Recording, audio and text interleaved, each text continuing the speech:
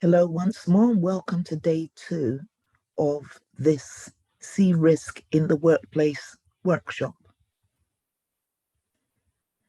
Last week we covered domain 1 and we also covered some risk definitions. Let's take us through a few of those definitions once more. What is a risk?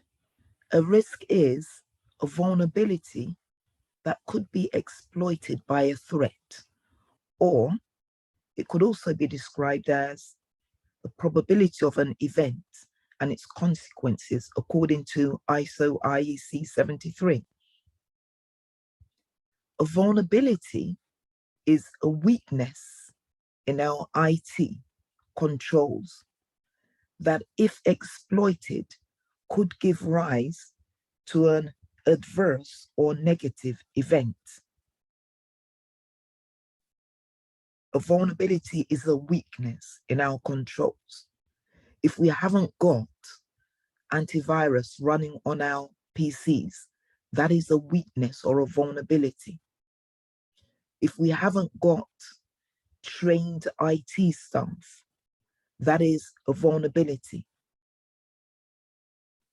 If we haven't got an ethics and compliance program that is mandatory for our employees, that is a vulnerability or a weakness in our controls that, if exploited, could give rise to an adverse or a negative event with a negative impact on our businesses. A threat is a system, person, or event that could exploit a vulnerability to cause our company harm. So a threat isn't just a person. A threat could be a legacy system,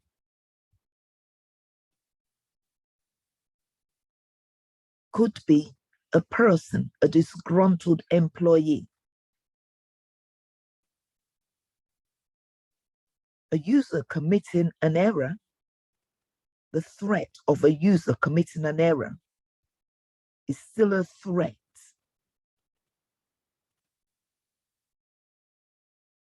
There may be the threat of the failure of a critical system, the threat of the payroll system failing on payroll day so that employees are unable to receive their pay. That is a threat. But remember, we said that without a vulnerability for a threat to exploit, there is no risk. So for the payroll system to go down, for that threat to materialize on payday, there has to be a vulnerability or a weakness in the business's processes or in the system itself. It might be that payroll is being processed on a legacy system that has no maintenance, no support, hasn't been patched in years.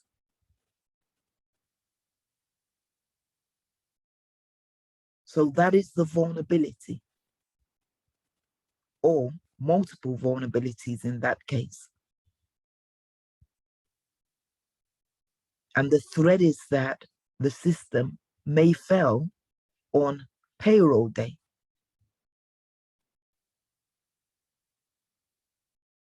What is the vulnerability assessment process? What are we meant to look out for when we're conducting a vulnerability assessment? We check for unsecured physical access to our offices and data centers. Are people able to walk in without signing in, without displaying their badges with their names on it and their photographs, rather than turning the badge round so that their faces and names are not visible? How do we know that the person wearing the badge is actually the person on the badge, the named person on the badge with the same photograph, if our employees are allowed to wear their badges with their names and photographs turned towards their chest? So we look out for unsecured physical access to offices and data centers. We look out for software and application vulnerabilities, unpatched software, for example. We look out for unsecure ports and wireless access points. We look out for where there is the inadequate protection of sensitive data. And that includes sensitive data on our customers, or if in a hospital, for example, if we work in a hospital, on our patients, that is left on desks with no protection, or left in filing cabinets with no keys and no locks. When we're conducting a vulnerability assessment, we also look out for inexperienced IT or InfoSec employees. Now, I've always been a champion of hiring inexperienced IT staff and training them. In 2008, I started an apprenticeship scheme for young persons in the area of my office then. And we hired 10 apprentices after I'd put in a business case to hire them. And out of those, 8 stayed until I left in 2013. And they're now all senior professionals in the city, doing quite well, and I am proud. It's good to hire new starters in the industry, keen career professionals. However, we need to ensure that our IT department or IT teams is not filled with untrained or inexperienced employees to cut costs. We need to ensure that we have members of staff in the team who are willing to mentor and train those inexperienced staff.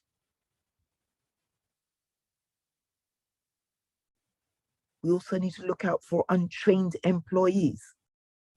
If we have a bespoke system, so it's not the systems that are well known, a bespoke payroll system or a bespoke CRM database, customer relationship management database, do we have trained staff who are able to support those systems?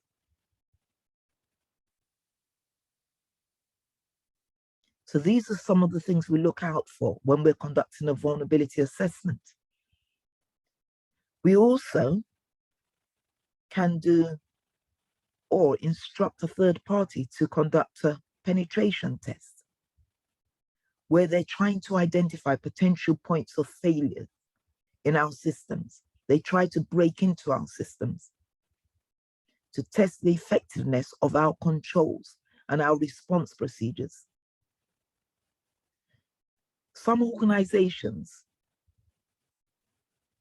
have teams,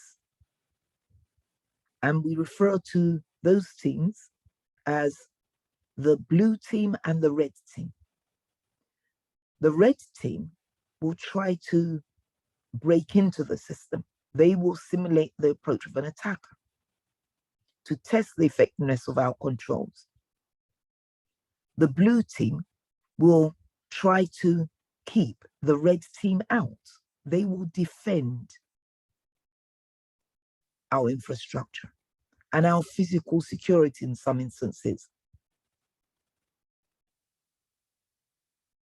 However, good practice also dictates that we hire external penetration testers to come in to try and ensure that we have got adequate controls in place and response procedures to reduce the risk of a successful cyber attack against our organizations. Threat modeling process. We identify our assets, including our intellectual property. The intellectual property for an aircraft manufacturer would be their aircraft designs. Those would need to be protected and kept more secure than information that ultimately is published on that aircraft manufacturer's website. We identify intellectual property critical systems that may require more controls and more protection than others. We document the assets that we have and the possible origins and methods of attack. Where might an attack against this asset come from? Might our aircraft designs be something that a competitor may try to get their hands on? And how might they try to do this? We analyze specific threat types, we identify potential threats, we map any data flows. How does data flow through this system? What is the business process? And then we quantify the risk. We prioritize those risks, and then we identify mitigations or deterrents to the threats in a bid to reduce the threats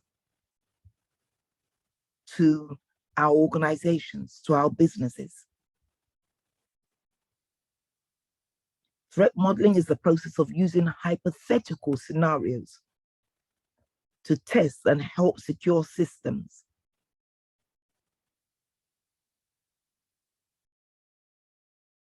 Threats to InfoSec. Well, we could have the theft of information, designs, plans, and customer details, including intellectual property, as I described just then, as well as the theft of money.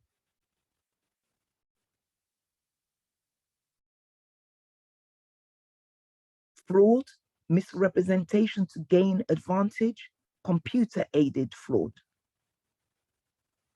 Social engineering, where a cyber criminal seeks to obtain information or unauthorized access to our systems, or undue finances through deception or manipulation, where they're taking advantage of the good nature and trust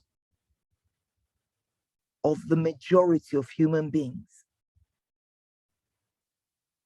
Then we have malware, such as ransomware, viruses, phishing links. All of these and more pose threats to our information security landscape in the environment that we work in.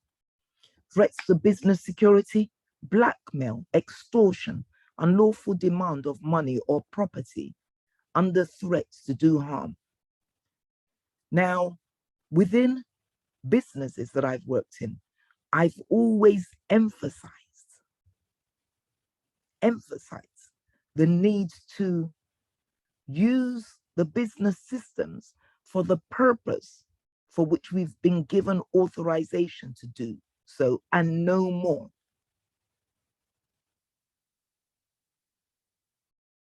If we don't engage in unlawful activity on our business systems, we don't send jokes, for example, that may be deemed inappropriate, even if they're not inappropriate to you They may be inappropriate to someone else. They may be offensive to someone else. If we conduct our business ethically and lawfully, then even if a criminal were to attempt to blackmail us, there would be no risk to the business because we have done nothing wrong. Ethics, integrity. That's a mitigation against blackmail. No one can blackmail you if you've done nothing wrong. They can seek to blackmail an organization that has done nothing wrong, but most organizations will not give in to blackmail if they have done nothing wrong. Industrial espionage. Competitors, foreign governments may seek out business secrets to gain advantage, or government secrets to gain advantage.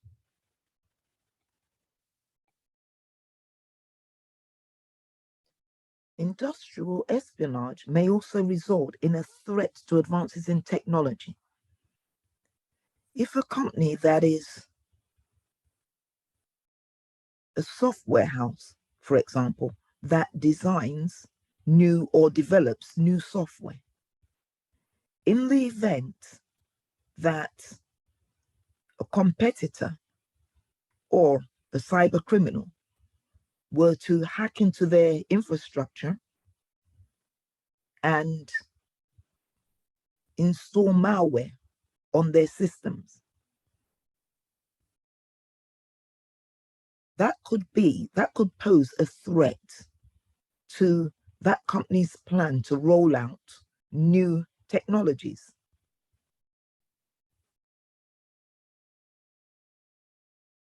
The threat of unauthorized disclosure of trade secrets or other corporate secrets, privacy law violations, all of these are threats to business security. Threat actors, we've talked about inadvertent or accidental threats such as employee error. Connected third parties could also commit a costly error because they're connected to our network without adequate controls in place at their end, such as multi-factor authentication, or where they allow any employee to log on to the same computer without any controls in place to prevent any employee that doesn't have a need to log on to our infrastructure or to see information on our infrastructure from doing so. Inadvertent threats.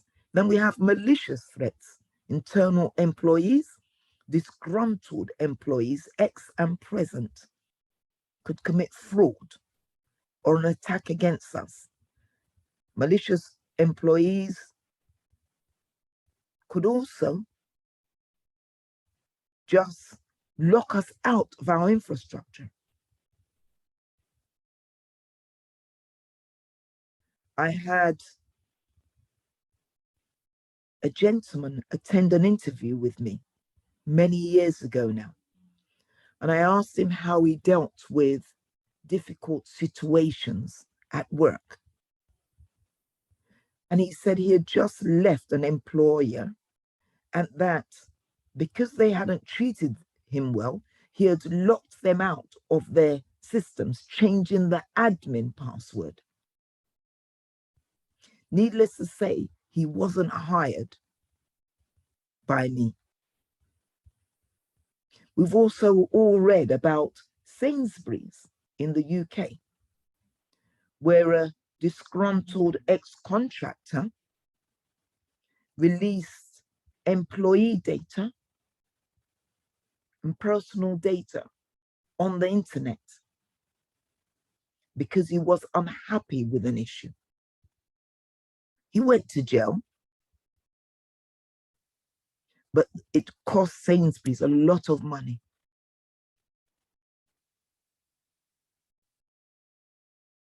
Connected third parties could also pose a malicious threat, in addition to posing an inadvertent threat to our infrastructure. A random cyber attacker or a targeted cyber attacker, and then a penetration tester could decide that they actually want to use the knowledge that they have to exploit the vulnerabilities that they've discovered. So many threat actors that we need to consider as IT risk professionals. Maintenance staff, cleaners, would use access and knowledge legitimately gained against the organization. People that actually have a need to access those back doors. What is a back door? Could be a door that has been legitimately left open on our infrastructure, an access point that has legitimately been left open for maintenance companies to access our infrastructure, to maintain our systems. If the maintenance staff turn rogue, that could pose a threat to our businesses.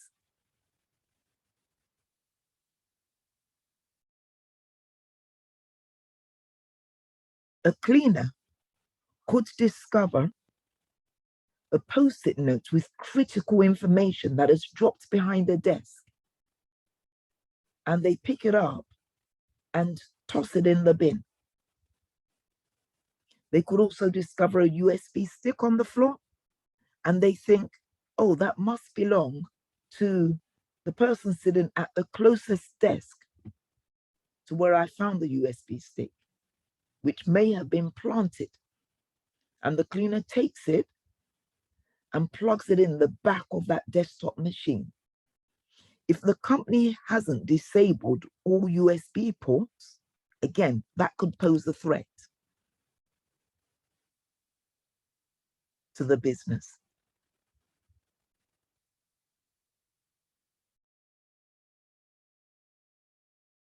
Threat assessment considerations, organizational culture.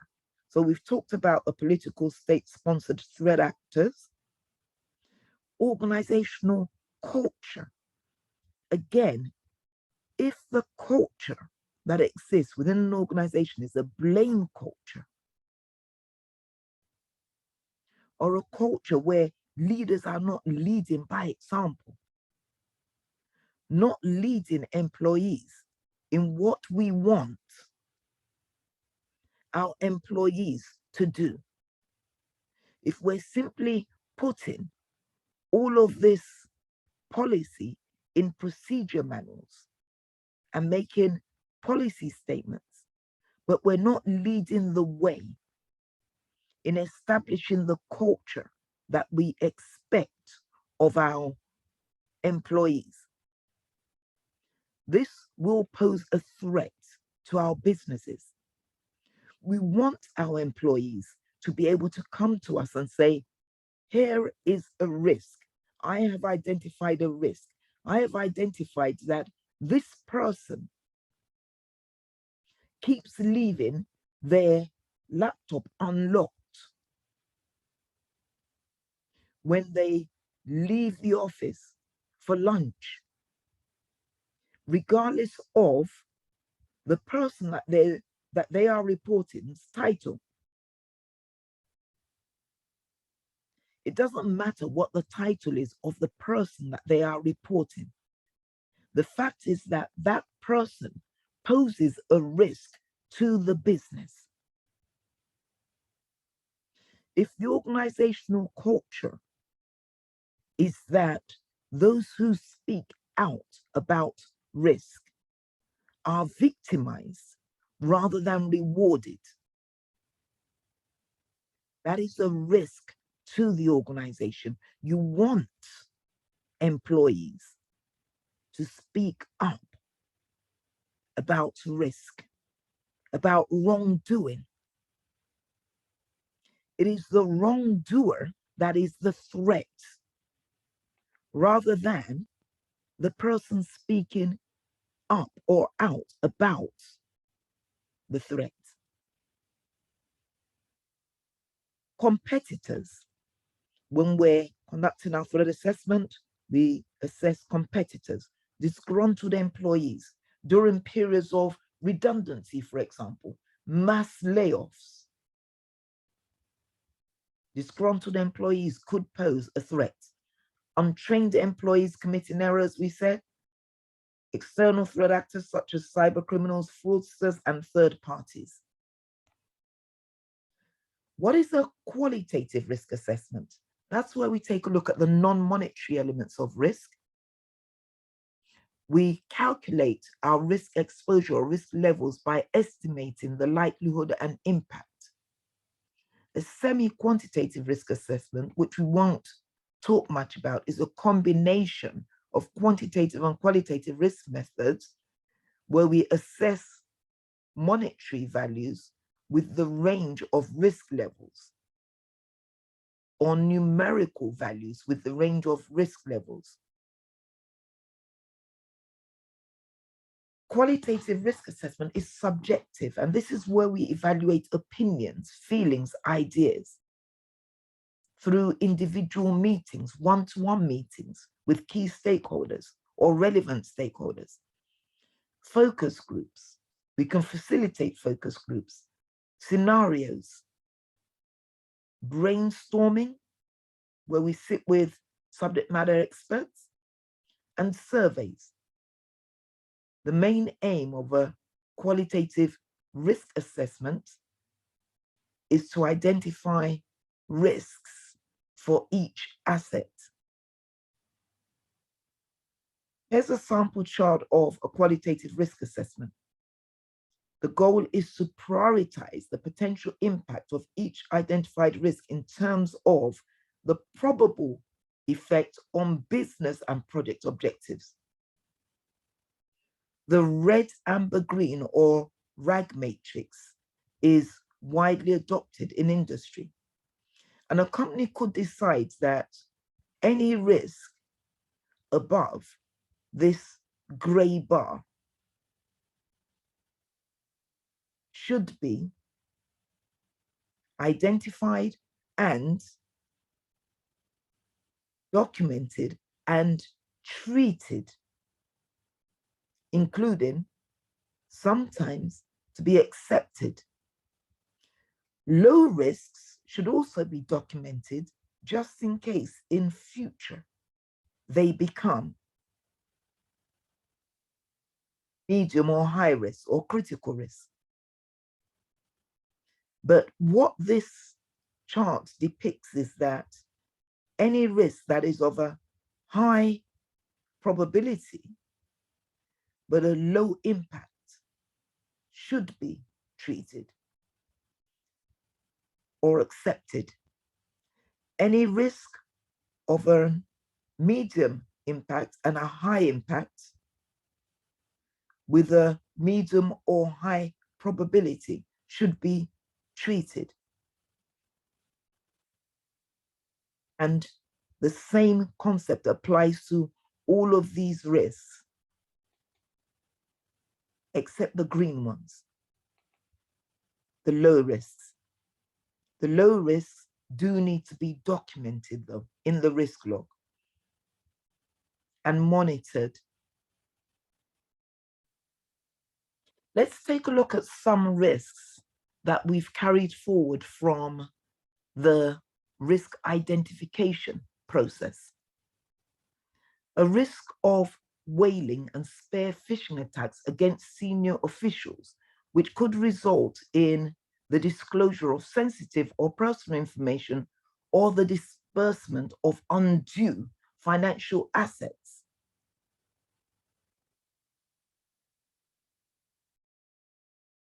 What is the risk category for that risk? The risk of whaling or spearfishing targeted attacks against senior officials that could result in the disclosure of sensitive information or personal information, or the transmission of $60 million to cyber criminals. The risk category for that would be commercial risk. It's a commercial risk because we could lose a lot of money, and financial.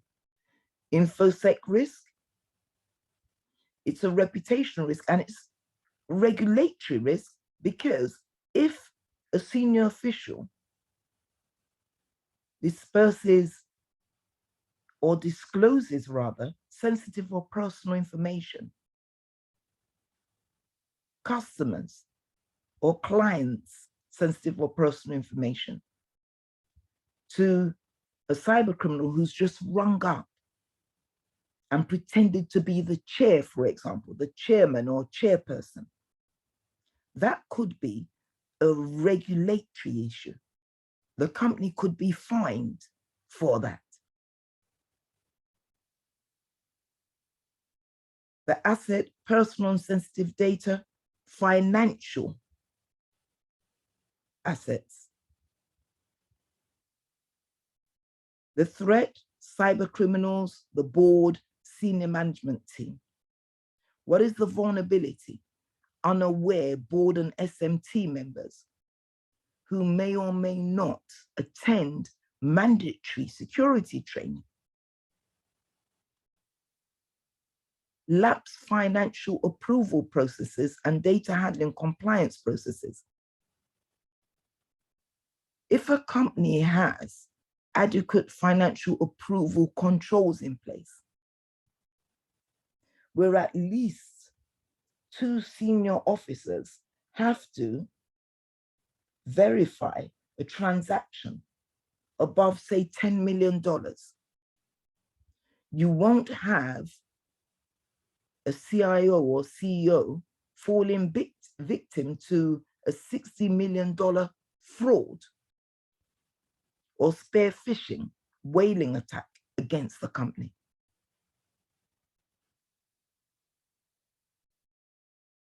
The probability of this risk materializing against most companies is high, and the impact could also be described as high. For some businesses, transmitting 60 million to a cyber criminal could result in the closure of that business and the layoff of all employees. A regulatory penalty could result in some customers deserting the company due to a poor reputation. So what controls have I proposed to mitigate this risk? Develop and deliver annual targeted training to the board/SMT. Because it's highly likely that senior officials on the board or senior management team may be targeted. I'm proposing that we deliver annual targeted training to the board and SMT, where we discuss spearfishing and whaling.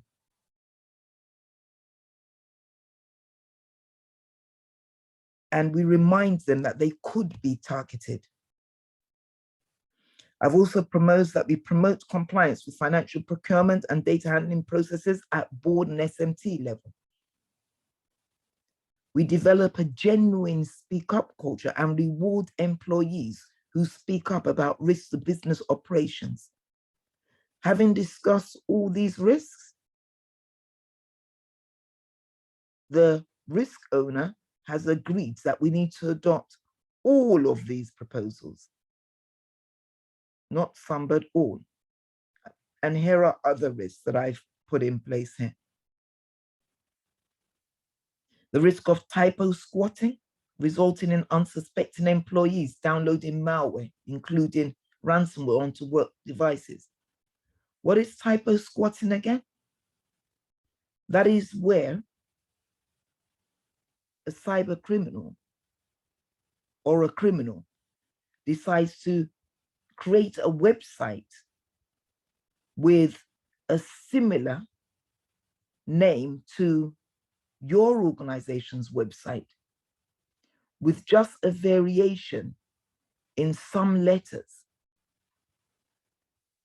so that customers and employees may be duped into visiting that website.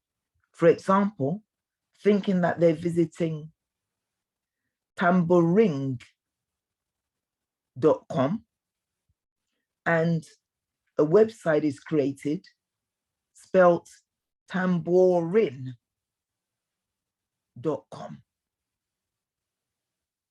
If Tamboring is a legitimate website selling products, and this company goes and creates a tambourine without the G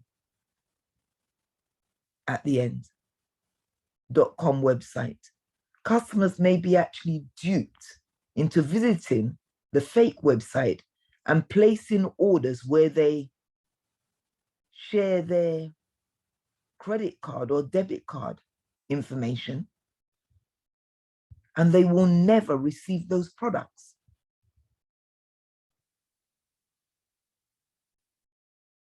And so I've recommended controls, including for the business to try and buy up similar sounding domain names to prevent cyber criminals from buying these, for the internal SOC and CERT team, Computer Emergency Response Team, to monitor for similarly registered domain names,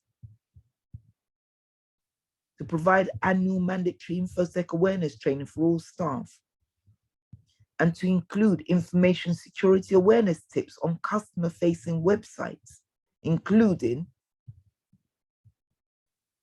reminding them to be aware of typo squatting websites. The business has again chosen to adopt all these proposals. And here's the risk owner for this, Jay Smith, for this risk. How do we measure our risk levels? Well, we could take a look at key performance indicators, including patching metrics. How frequently do we patch our systems? How do we apply, or how frequently do we apply emergency patches? How often in a year does this system go down for? And for what duration?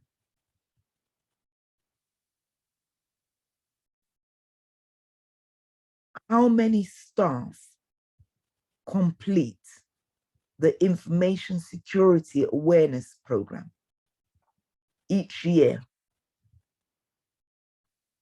Those are some key performance indicators that we could use to measure risk.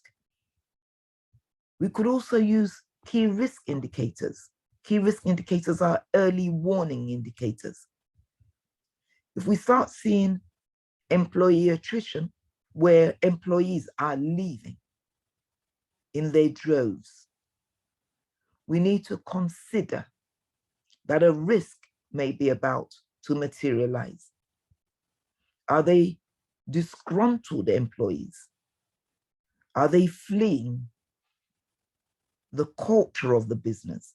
And if so, might there be an increased likelihood that one of these departing employees is going to commit an attack against the business? Employees sending data to their personal email addresses. That again is an early warning indicator that these employees may about to leave. If we're monitoring emails sent to personal email addresses, and that is if we allow that within our businesses, then might we end up finding out that this employee is sending out business secrets to their personal emails that they can use in a new workplace, potentially with a competitor. So key risk indicators are early warning indicators or signs that a risk may be about to materialize. When we're measuring risk levels, we need to provide reports to indicate trends. This year versus last year. Reports providing information on the levels of compliance with our InfoSec policy. A semi-quantitative risk assessment, that is a halfway house between a qualitative risk assessment and quantitative risk assessment, adding a scoring to qualitative risk assessment. Sometimes a dollar figure may be added to the scoring. But here, they've just added a score, 1, 2, 3, 4, 5 for severe. Very low to severe. And then also added a scoring for the likelihood levels. And a company could say a very low risk times a medium risk that is almost certain to occur is a 15. 1 times 15, 15. And we will make sure we treat all risks above 8 here in this instance. So we will make sure that we treat all risks here, very likely, even though it's a low risk. We will treat risks that are almost certain, again, even if it's a low risk. We will treat risks that could be medium risks and then almost certain to happen, medium impacts and then almost certain to happen. So that's a semi-quantitative risk assessment, also commonly used in organizations.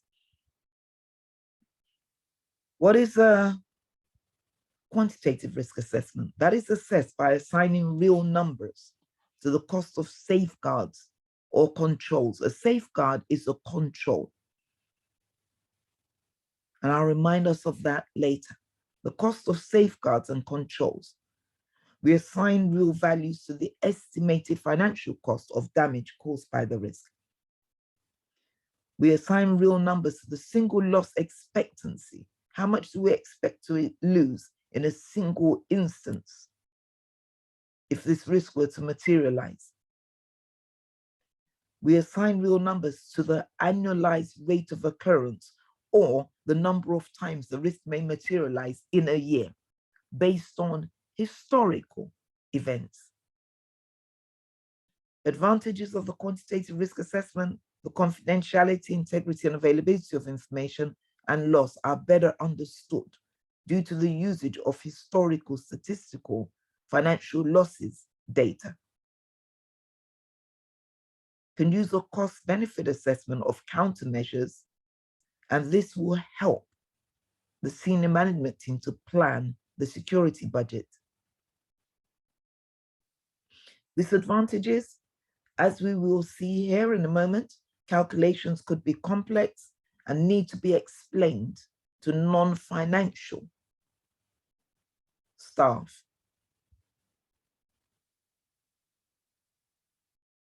So that they can understand the results. Disadvantages again, an automated risk assessment tool is required because we can't conduct manual calculations for all our risks unless we come from a financial background. And I have a financial degree, but that doesn't mean that I enjoy sitting and conducting manual calculations all the time. Another disadvantage is that a lot of data is required to understand the risk points. Although these calculations are complex, we don't need to present the information as A4 sheets of numbers. We can present the information in graphs and charts. for the board to readily digest. Quantitative risk assessment, we've talked about most of this. Cost of single risk, frequency of risk events usually calculated annually, cost of risk averaged per year, justifies the cost of controls. We're seeking to justify to the board and to senior management the cost of controls that we are recommending that they invest in, that they give us funds to purchase. Quantitative risk assessment formula. The exposure factor is a subjective percentage that we expect the asset to lose in the event an identified risk were to materialize. So this is subjective. The single loss expectancy is the asset value, that is the value of the asset, times the exposure factor, times this percentage. Now with the single loss expectancy, one of the issues with calculating the asset value is that we may be able to quantify the cost of the server the data is on. We may be able to, and that may be difficult because asset values depreciate over years rather than appreciate in many instances. The cost of a server, if we purchase a server for £1,000 today, in 3 years' time, that server won't still be worth £1,000. So one of the difficulties of calculating asset value is depreciation. Another issue is, whilst we may be able to put a figure on the box itself, the server, the system, we can't put a figure on the information that we're seeking to protect. We can't put a value on the asset, the information asset, the information, the data that we're seeking to protect. Annualized rate of occurrence, that is the annual frequency of occurrence of a threat, exploiting an asset, exploiting a vulnerability rather, sometimes based on historical data. The range can be from 0.0, never, where we don't expect this system to ever go down, to 1.0 at least once a year, to greater than 1 if the system were to go down several times a year. So the annualized loss expectancy equals the single loss expectancy, which we've said is this calculation, times the annualized rate of occurrence, times the number of times we expect the system to go down. Now, I've tried to personally calculate an asset value for the purpose of this workshop. But don't worry about all of this, because when you're going into a workplace, if you can't do this yourself, you can always talk to your finance business partner. Most companies would also have a tool, a software tool that you can use. But the way I've personally tried to calculate this manually for this workshop is to ask the question, how much revenue does this customer order system generate for the e-commerce company per day? So we've got this e-commerce company and they've got a customer order system. So I've asked the question, how much revenue does this customer order system generate for the e-commerce company per day? And I've had to go and ask for this information from finance, by the way. This is just a scenario here. So finance has said to me, this customer order system generates around £240,000 per day. And I've taken that to be the asset value. Although this is a rather simplistic way of looking at things, because although the system may generate 240K per day, we may have to ask for the cost of the maintenance for that system. If it's got a maintenance contract on it, how much? What is the cost of maintenance on that for that asset, that server, that system per year? But we're just taking the bland question that I've asked here. How much revenue does this system generate without any deductions for maintenance or anything like that? So the asset value is therefore 240K times 365 days per year. And so that asset value is 87.6 million per annum. Although again, I've said that other costs would need to be taken into account. Insurance costs, for example. The exposure factor, which is a subjective percentage of asset loss per incident. So I've put it at 30%. So single loss expectancy is how much would we lose if this system were to go down once? And so I've calculated that to be 240,000, which is the asset value, times 0.30 or 30%. That is the exposure factor. So the single loss expectancy is £72,000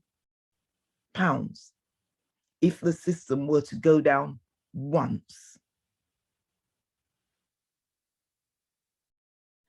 Now, because this CRM system or this customer order system has a history of going down around 4 times a year, we're going to say that the annual rate of occurrence equals 4 times a year. So we're asking ourselves another question. What is the annual loss expectancy for this 86.7 million system or asset if it were to go down on 4 occasions in a year? So again, annual loss expectancy equals single loss expectancy times the annualized rate of occurrence equals 72,000 times 4. And that gives us an annual loss expectancy of 288,000 or 288K per year. Now, when proposing treatment to mitigate this risk, the annual costs of that control or treatment should not be equal to or exceed 288,000 in most cases. So what I've just said there is that if we're saying to the business that this system goes down 4 times a year, and if it goes down 4 times a year, we will lose 288,000 per year. If I were to then propose to the business that I'd like us to buy more backup systems, more hardware in this customer order system, more antivirus software, more anti-this, more of that. Whatever I'm proposing to the business that they should buy, insurance as well. Whatever I'm proposing to the business that they should purchase, it should not cost up to or more than 288K that they would expect to lose. I can't say to the business that we've got 288K at risk. So I'd like us to buy controls that would cost 500K to reduce the risk of us losing 288K. What is the return on security investment, or the return on investment, as it's sometimes referred to? That is the time before a new risk mitigation or control or product will pay for itself.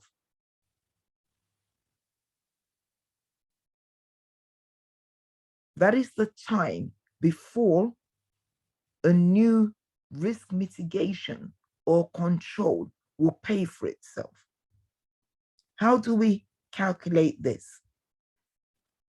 We take a look at the annual loss expectancy before the pre-risk mitigation, before we've applied the new controls to mitigate that risk.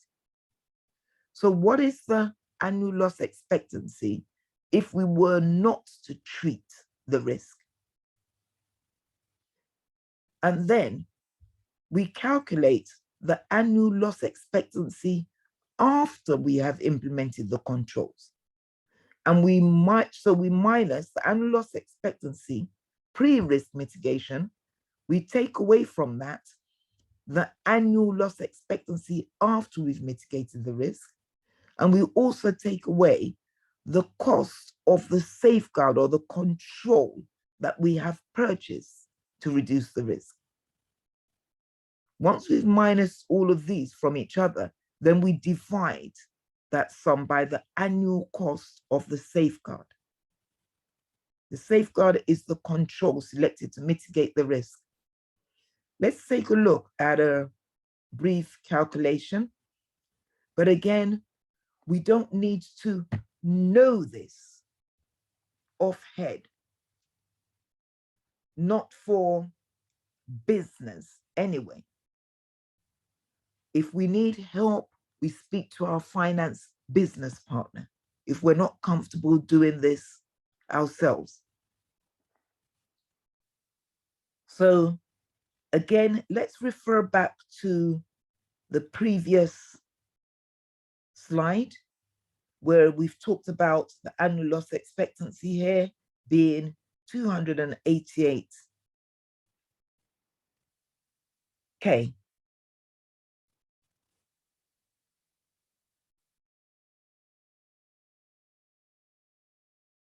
So what was the annual loss expectancy pre-risk mitigation before we mitigated the risk?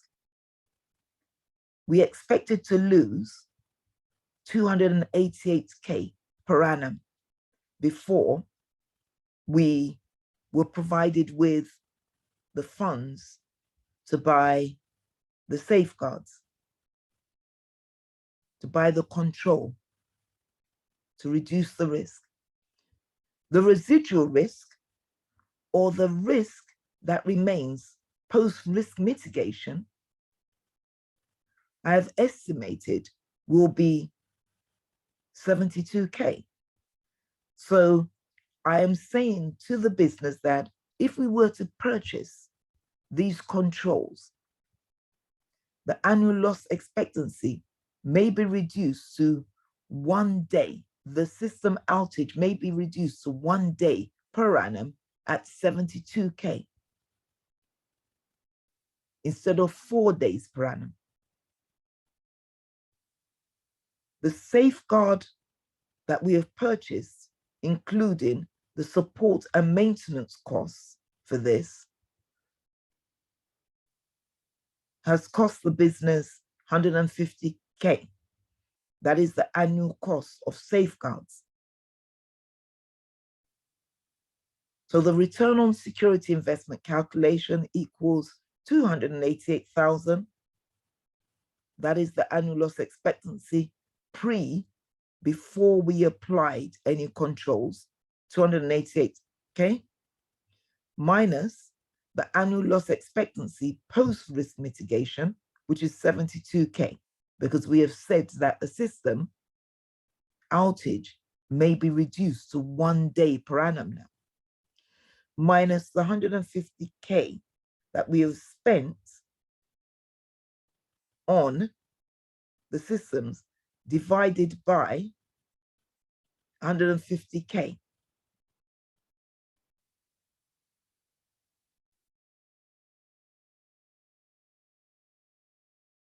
So that is the calculation there. And we've now divided and times 100%. And that now is 66 times 100% divided by 150K, 66K times 100% divided by 150K. The return on security investment equals 44%. And remember again, the safeguard equals the control selected to mitigate the risk.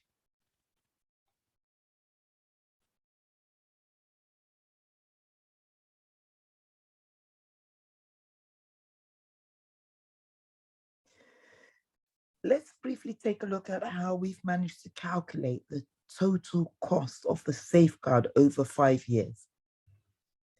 Because remember, I keep saying that there are other costs to consider when we're calculating the annual cost of any selected safeguards.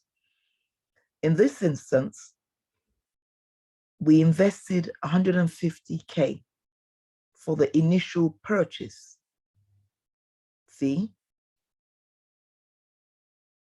And then we've also received a quote for annual maintenance and warranty costs over 5 years at 120K per year, including the first year of purchase, which means the total over 5 years is 600K for annual maintenance and warranty. So if we take a look at the total cost of the safeguard, that is 150K plus 600K, which is 750K, to work out the annual cost of the safeguard, we now need to divide that by 5 years, equals 150K. So when we're now calculating our ROSI, what we're saying is that the annual cost for the safeguard over the course of 5 years in this instance is 150K.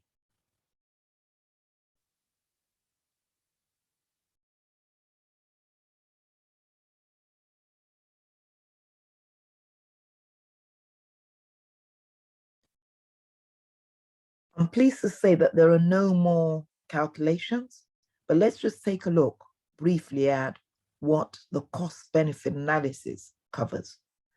We compare the cost of the control against the benefit or reduction in risk to the organization that the control would provide.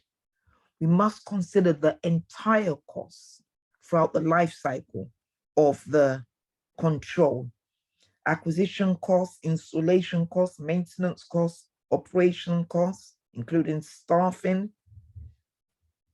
costs, licensing costs, training, operational impact, decommissioning costs.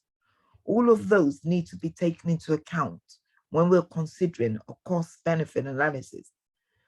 We can calculate the benefits, including the reduced insurance premiums once we bring in this new control, reduced liability, customer confidence, enhanced reputation, faster recovery from a disaster, reduced costs of each risk event, reduced number of risk events.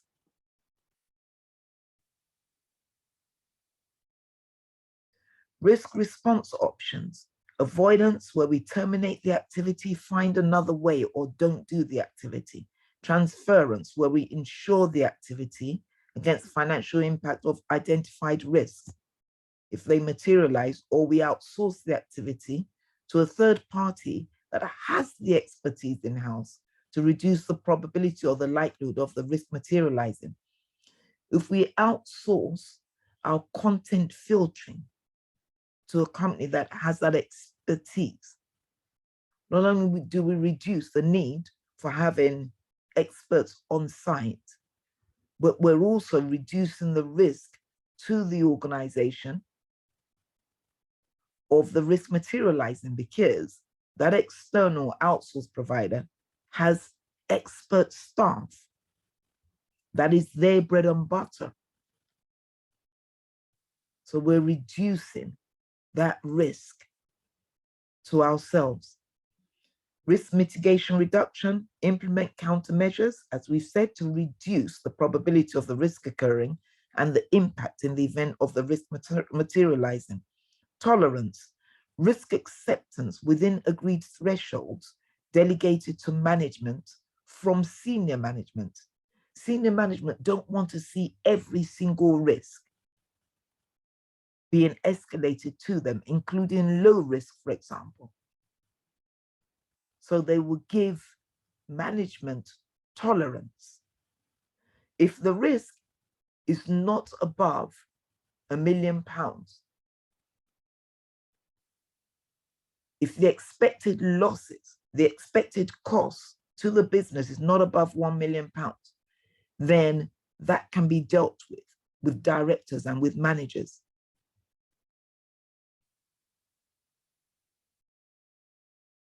Acceptance has to be a written and signed decision from senior management. What are controls? We can have managerial and admin controls, such as policies, procedure manuals, technical and logical controls, such as vulnerability scanning tools and firewalls, physical and operational controls, including man traps, keys, security guards.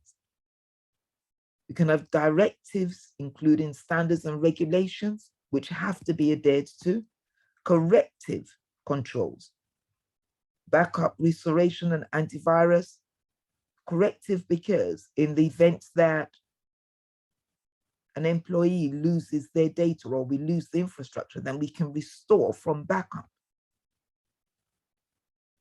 Compensatory controls to address gaps in existing controls.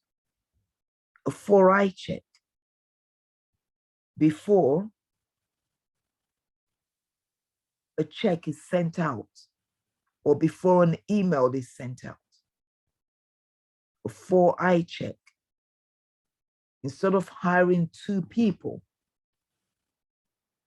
to do a job, we could say, okay, that we're going to ensure that all emails sent by this one person has to be checked by a manager before these can go out. Sensitive data, instead of hiring 2 employees to do the job, we can say before any sensitive information leaves any email address, these have to be passed through a manager. That is a compensatory control. An extra signature, multi-factor authentication. That is to address the gaps or the weaknesses of passwords. Preventive controls could include data center locks, security guards, segregation of duties, where we seek to ensure that 2 people at least engage in activities that could give rise to fraud rather than 1 person. So for example, when you ring a bank to report your credit card as missing, it's not the person that picks up the phone. The same person that picks up the phone receives a report of your card missing that will issue a new card. Else they could send it to their own home address. Segregation of duties is done within organizations to reduce the risk of fraud or collusion. Detective controls include logs, SIEMs, security and incident event management systems, or CCTV cameras to detect security threats and risks. Managerial controls, we've talked about technical, logical controls, physical controls, data center locks, compensating controls, as we've just mentioned, to address a gap in existing controls.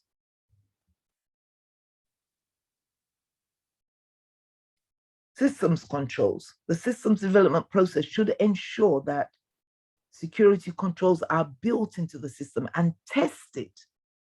So important that we test any controls prior to deployment, unless we're implementing emergency controls, in which case sometimes testing is impossible. Testing is the final opportunity to prevent a failure related to a poorly written program or improperly designed application. And why do we test?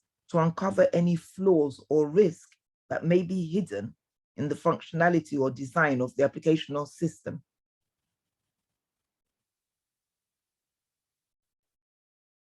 Third-party vendor controls.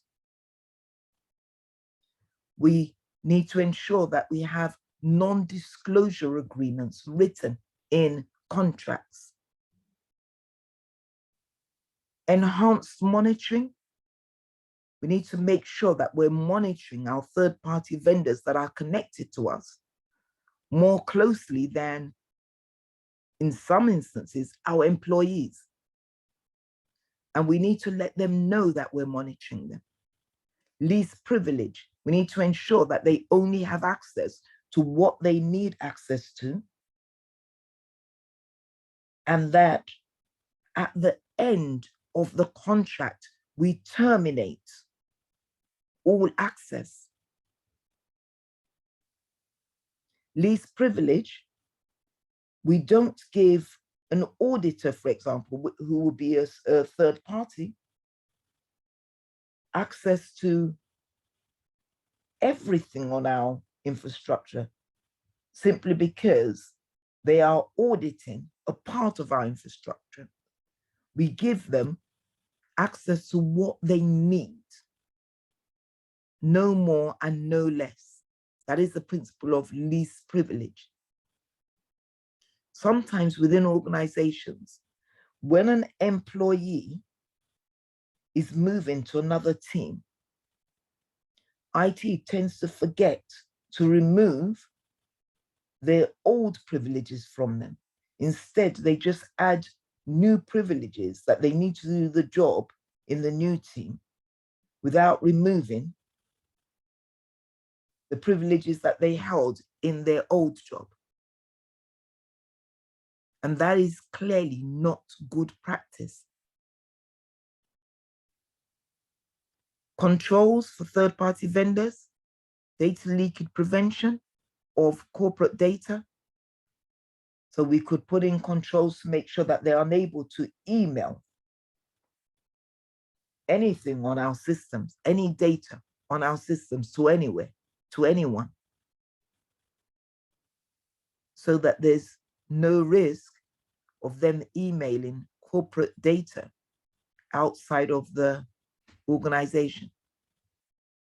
Another control, we accompany vendors whilst they're on site. We'll continue after the break discussing additional controls.